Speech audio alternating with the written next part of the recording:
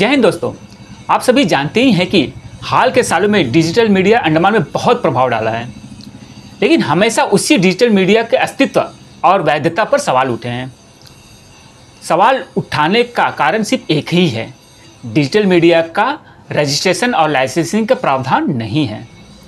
तो सवाल ये है कि फिर उस कंडीशन में डिजिटल मीडिया का कानूनी वैधता है? क्या उसके पास रिपोर्टिंग और न्यूज़ चैनल चलाने का आज़ादी है?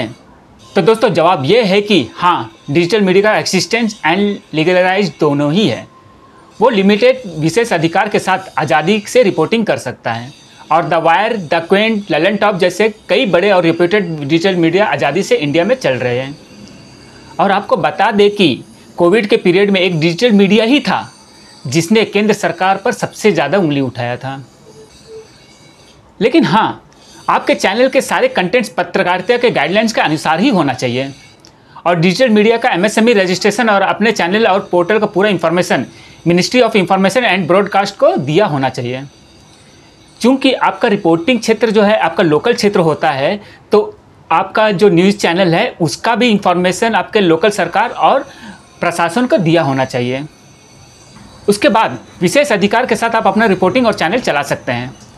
अगर आप ये सब फॉर्मेलिटीज़ नहीं किए हैं तो आप मौलिक अधिकार freedom of expression and freedom of speech के अंतर्गत आप अपना चैनल चलाना होगा।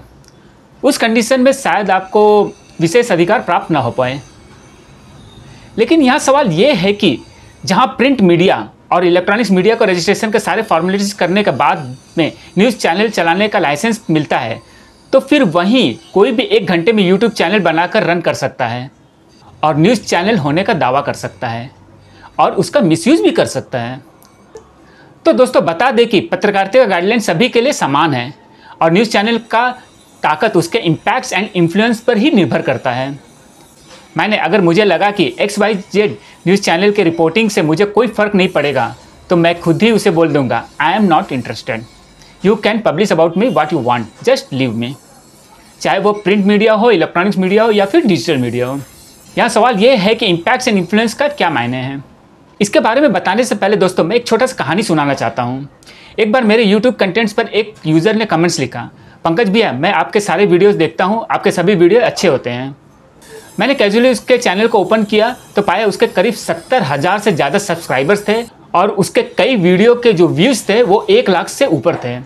लेकिन दोस्तों उस चैनल के सारे कंटेंट्स इंटरटेनिंग थे, पब्लिक को इम्पैक्ट्स एंड इन्फ्लुएंस करने वाले नहीं थे।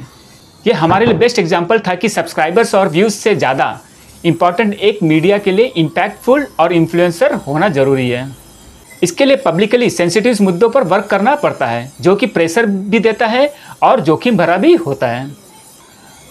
अब सवाल यह है कि मीडिया के लिए विशेष अधिकार का महत्व कितना है और क्या उनके विशेष अधिकारों का हनन किया जा सकता है। अगर एक मीडिया एविडेंस और अपना कंटेंट्स का ऑथेंटिकेशन के लिए फोटोग्राफी और वीडियोग्राफी करना चाहे और कोई उसे ऐसा करने से रोक दे, तब क्या होगा।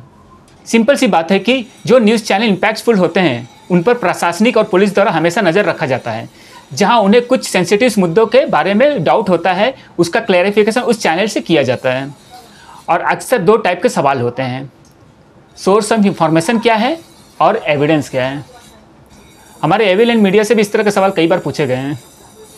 तो जाहिर सी बात है कि अगर आप हर क्षेत्र में मीडिया को रोकेंगे तो आपको सोर्स ऑफ इंफॉर्मेशन और एविडेंस दोनों ही नहीं मिलेंगे। मानते हैं कि कुछ क्षेत्रों में वीडियो एंड फोटोग्राफी प्रोहिबिटेड है, लेकिन उसका रीज़न भी मेंशन किया गया है, चाहे वो डिफेंस एरिया हो या फिर ट्राइबल्स एरिया। लेकिन जो स्वतंत्र पब्लिक प्लेस है वहाँ रोकना डायरेक्ट अधिकारों का हनन है। और आपको बता दें कि अगर मीडिया वीडियोग्राफी कर रहा है और आप उस इशू से रिलेट रखते हैं तो आप प्राइवेसी का दावा नहीं कर सकते हैं। ये मीडिया के विशेष अधिकारों के अंतर्गत आता है। अगर आप सरकारी ऑन ड्यूटी पर हो तो पर्सनली प्राइवेसी का तो मैटर ही नहीं रखता। इवन आप ऑन ड्यूटी पर्सनल वर्क भी नहीं कर सकते हैं। मीडिया आपसे सवाल पूछ सकता है, जवाब देना या ना देना आपके अधिकार में आता है। अगर आप जवाब नहीं देना चाहते हैं तो आप उन सवालों को अवॉइड करके जा सकते हैं। धन्यवाद दर्शकों, पंकज सिंह एबीलैंड मीडिया से। रंगत में online form filling, computer job works, e PAN का generate, job recruitment forms, agreement, affidavit, IGNOU admission, passport apply, learning and driving licence apply, vehicle fitness, road tax, insurance, open school admission regional price में करवाना चाहते हैं तो आइए एविलैंड computer centre रंगत में।